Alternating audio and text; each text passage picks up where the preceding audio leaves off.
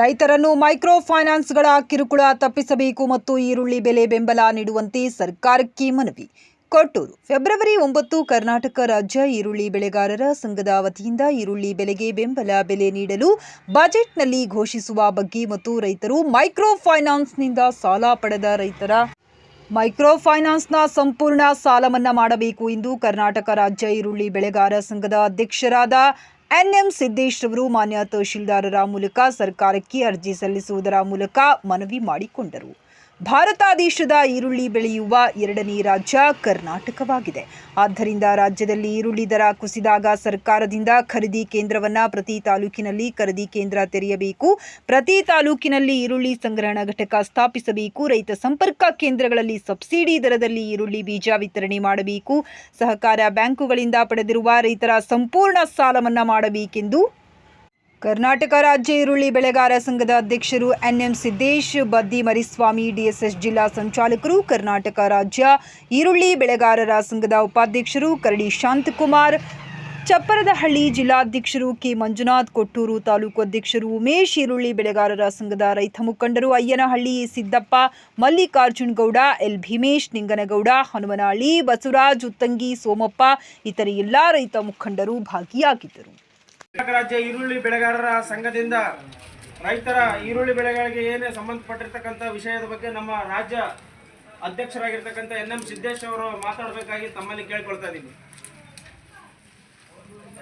ನಮ್ಮ ಈರುಳ್ಳಿ ಬೆಳೆಗಾರರ ಸಂಘದ ಜಿಲ್ಲಾಧ್ಯಕ್ಷರಾಗಿರ್ತಕ್ಕಂಥ ಕೊಚ್ಚಾಲಿ ಮಂದಣ್ಣ ಅವರೇ, ರಾಜ್ಯ ಉಪಾಧ್ಯಕ್ಷರಾಗಿರ್ತಕ್ಕಂಥ ಶಾಂತಕುಮಾರ್ ಅವರೇ, ರೈತ ಸಂಘದ ಜಿಲ್ಲಾಧ್ಯಕ್ಷರಾಗಿರ್ತಕ್ಕಂಥ ರಾಯಪ್ಪನವರೇ, ತಾಲೂಕು ಅಧ್ಯಕ್ಷರಾಗಿರ್ತಕ್ಕಂಥ ಉಮೇಶ್ ಅವರೇ, ಎಲ್ಲ ರೈತ ಮುಖಂಡರೇ, ಇವತ್ತು ನಾಳೆ ಮುಂಬರ್ತಕ್ಕಂಥ ಬಜೆಟ್ನಲ್ಲಿ ಈರುಳ್ಳಿಗೆ ಸಾಕಷ್ಟು ನಮಗೆ ಬೇಡಿಕೆಗಳದಾವೆ.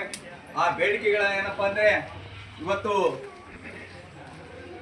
ಭಾರತ ದೇಶದಲ್ಲಿ ಈರುಳ್ಳಿ ಬೆಳೀತಕ್ಕಂಥ ರಾಜ್ಯ ಎರಡನೇ ರಾಜ್ಯವಾಗಿದೆ. ಅತಿ ಹೆಚ್ಚು ಈರುಳ್ಳಿ ಬೆಳೀತಕ್ಕಂಥ ಕೊಟ್ಟೂರು ಒಂದು ಹೌದು. ಪ್ರತಿ ವರ್ಷವೂ ಕೂಡ ನೂರಾರು ಲೋಡ್ಗಟ್ಟಲೆ ಈರುಳ್ಳಿ ಬೆಳೀತಾ ಇದ್ದೀವಿ. ಅಷ್ಟೇ ಕಷ್ಟಗಳನ್ನು ಅನುಭವಿಸ್ತಾ ಇದ್ದೀವಿ. ಒಂದು ಎಕರೆ ಈರುಳ್ಳಿ ಬೆಳಿಬೇಕಪ್ಪ ಅಂದರೆ ಕನಿಷ್ಠ 70,000 ರಿಂದ 80,000 ರೂಪಾಯಿ ಖರ್ಚು ಮಾಡ್ತಾ ಇದ್ದೀವಿ. ತದನಂತರ ರೇಟ್ ಬಿದ್ದಾಗ ನಮಗೆ ರಾಜ್ಯ ಸರ್ಕಾರ ಮುತುವರ್ಜಿ ವಹಿಸಿ ತಾಲೂಕು ಮಟ್ಟದಲ್ಲಿ ಒಂದು ಖರೀದಿ ಕೇಂದ್ರ ಮಾಡಬೇಕು. ನಮ್ಮ ರಾಜ್ಯದಲ್ಲಿ ತಾಲೂಕು ಮಟ್ಟದಲ್ಲಿ ಈರುಳ್ಳಿ ಸಂಗ್ರಹಣಾ ಘಟಕ ಮತ್ತು ಕೋಲ್ಡ್ ಸ್ಟೋರೇಜ್ಗಳು ಆಗಬೇಕು. ತದನಂತರ ರೈತ ಸಂಪರ್ಕ ಕೇಂದ್ರದಲ್ಲಿ ಈರುಳ್ಳಿ ಬೀಜವನ್ನು ಸಬ್ಸಿಡಿ ದರದಲ್ಲಿ ಘೋಷಣೆ ಮಾಡಬೇಕು. ರೈತರ ಸಾಲವನ್ನು ಪ್ರತಿಯೊಂದು ರೈತ ಸಾಲವನ್ನು ಸಂಪೂರ್ಣ ಸಾಲ ಮನ್ನಾ ಮಾಡಬೇಕು. ಹೀಗೆ ತಾನೇ ಇವತ್ತು ಈ ಊರಿನಲ್ಲಿ ಒಂದು 2 ದಿನ ತಳಗ ಒಬ್ಬ ನಮ್ಮ ರೈತ ಆತ್ಮಹತ್ಯೆ ಮಾಡ್ಕೊಂಡಾನೆ. ಅಂತ ತಕ್ಷಣನೇ ಮೈಕ್ರೋ ಫೈನಾನ್ಸ್ ನಲ್ಲಿ ರೈತ ಆತ್ಮಹತ್ಯೆ ಮಾಡ್ಕೊಂಡಾನೆ. ಅವರಿಗೆ ತಕ್ಷಣನೇ 10 ಲಕ್ಷ ರೂಪಾಯಿ ಪರಿಹಾರ ಕೊಡಬೇಕು. ತದನಂತರ ಈಗ ಮೈಕ್ರೋ ಫೈನಾನ್ಸ್ ನಲ್ಲಿ ಸಾಕಷ್ಟು ಮಹಿಳೆಯರು ಮತ್ತು ರೈತರು ಸಾಕಷ್ಟು ಸಾಲ ಮಾಡಿದ್ದಾರೆ.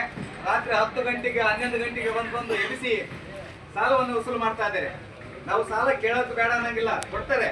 ಆದ್ರೆ RBI ಮತ್ತು ಸರ್ಕಾರದ ನಿಯಮ ಅನುಸಾರದಲ್ಲಿ ಕೇಳಬೇಕು. ಯಾಕಂದ್ರೆ ಬಂದು ಕೊಡುಗೆ ನಾವು ಕೊಡಬೇಕು, ಸಾಲ ಕೊಡ್ರಿ, ಇಲ್ಲ ಕದ ಹಾಕ್ತಿವಿ, ಮನೆಗೆ ಬೀಗ ಹಾಕ್ತಿವಿ ಅಂತ ಅನ್ನೋದನ್ನ ಬಿಟ್ಟು ಗೌರವದಿಂದ ಕೇಳಿ. ಇಲ್ಲಾಂದ್ರೆ ಯಾಕಂದ್ರೆ ಎಷ್ಟೋ ಮಂದಿ ಕೋಟ್ಯಾನುಗಟ್ಟಲೆ ಸಾಲ ಮಾಡ್ಕೊಂಡು ಬೇರೆ ದೇಶಕ್ಕೆ ಹೋಗಿದ್ದಾರೆ.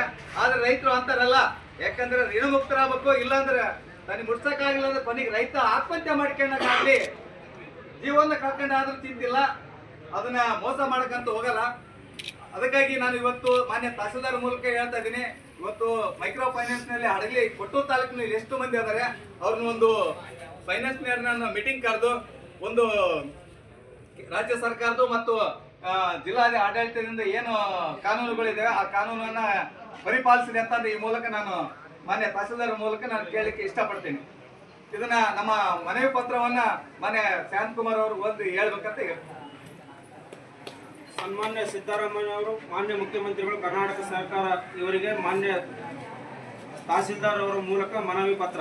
ವಿಷಯ: ಈರುಳ್ಳಿ ಬೆಳೆಗೆ ಬೆಂಬಲ ಬೆಲೆ ನೀಡುವ ಬಜೆಟ್ನಲ್ಲಿ ಘೋಷಣೆಯ ಬಗ್ಗೆ.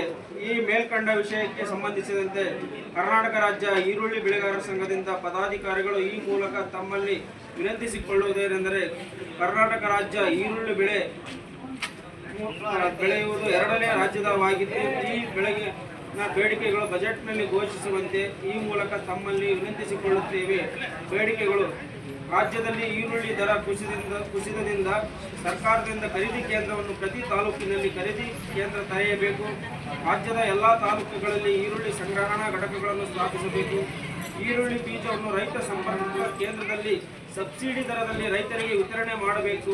ಸೂಕ್ತ ಕ್ರಮ ಕೈಗೊಳ್ಳಬೇಕು. ಆರಬಾವಿ ಚಳ್ಳಕೆರೆ ರಾಜ್ಯ ಹೆದ್ದಾರಿಯನ್ನು ಅಭಿವೃದ್ಧಿಪಡಿಸುವ ಮೂಲಕ ಉತ್ತರ ಕರ್ನಾಟಕ ಜಿಲ್ಲೆಗಳಿಗೆ ದಕ್ಷಿಣ ಜಿಲ್ಲೆಗಳಿಗೆ ಈರುಳ್ಳಿ ಸಾಗಾಣಿಕೆ ಮಾಡಲು ಅನುಕೂಲ ಮಾಡಿಕೊಡಬೇಕು. ರೈತರು ಮೈಕ್ರೋ ಫೈನಾನ್ಸ್ನಿಂದ ಸಾಲ ಪಡೆದ ರೈತರ ಮೈಕ್ರೋ ಫೈನಾನ್ಸ್ ಸಂಪೂರ್ಣ ಸಾಲ ಮನ್ನಾ ಮಾಡಬೇಕು. ಸಹಕಾರ ಬ್ಯಾಂಕ್ಗಳಿಂದ ರೈತರು ಪಡೆದಿರುವ ಸಾಲವನ್ನು ಸಂಪೂರ್ಣ ಮನ್ನಾ ಮಾಡಬೇಕೆಂದು ರಾಜ್ಯ ಈರುಳ್ಳಿ ಬೆಳೆಗಾರರ ಸಂಘದಿಂದ ಮನವಿಯನ್ನು ಮಾಡಿಕೊಳ್ಳುತ್ತೇವೆ.